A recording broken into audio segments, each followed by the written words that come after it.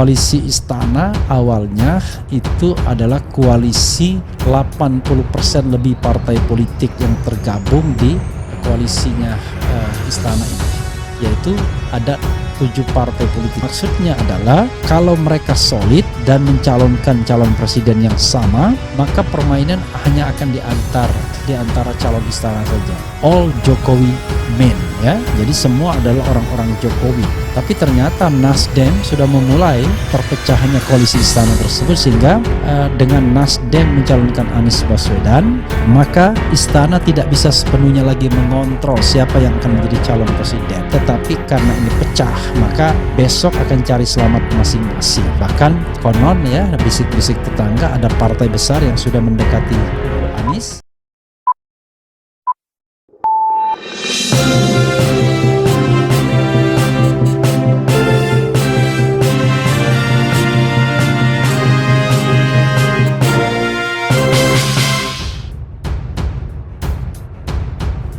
Pakar hukum tata negara dan pengamat politik Refli Harun menilai ada rencana dan strategi kubu penguasa agar memastikan calon presiden di 2024 hanya dari kalangan mereka alias orangnya Jokowi.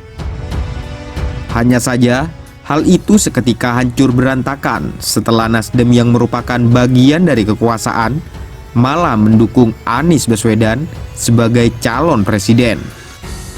Menurut Refli, hal ini akan membuat partai penguasa cari selamat dengan ambil jalan masing-masing dan tak lagi mengikuti rencana awal. Karena ini pecah, maka besok akan cari selamat masing-masing. P3 misalnya, tidak ada jaminan saat terakhir tidak ke Anies. Atau Golkar misalnya, tidak ada jaminan saat terakhir dia akan maju sendiri, dan sebagainya. Bahkan, konon bisik-bisik tetangga ada partai besar yang sudah mendekati kubu Anies.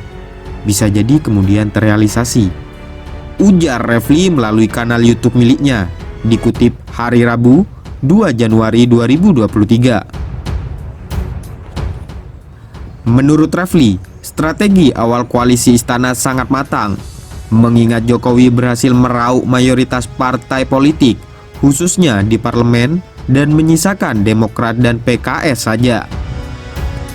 Terlebih, Demokrat dan PKS pun jika digabungkan, maka perolehan kursi mereka tak bisa memenuhi ambang batas pencalonan presiden. Koalisi istana awalnya itu koalisi 80% lebih. Partai politik yang tergabung dalam koalisi istana ini yaitu 7 partai politik, ujar Refli. Pilihan Surya Paloh dengan Nasdem disebut Refli secara otomatis membuyarkan skenario semua orang Jokowi di Pilpres 2024.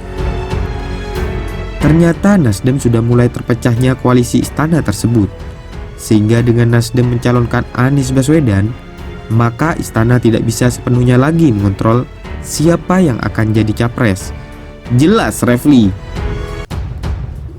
Jika Nasdem tidak berani ambil pilihan mengusung Anies, maka menurut Refli, skenarionya adalah Demokrat dan PKS bakal tidak diajak bertarung di Pilpres 2024. Mengingat gabungan kursi legislatif mereka tidak mencukupi ambang batas pencalonan presiden.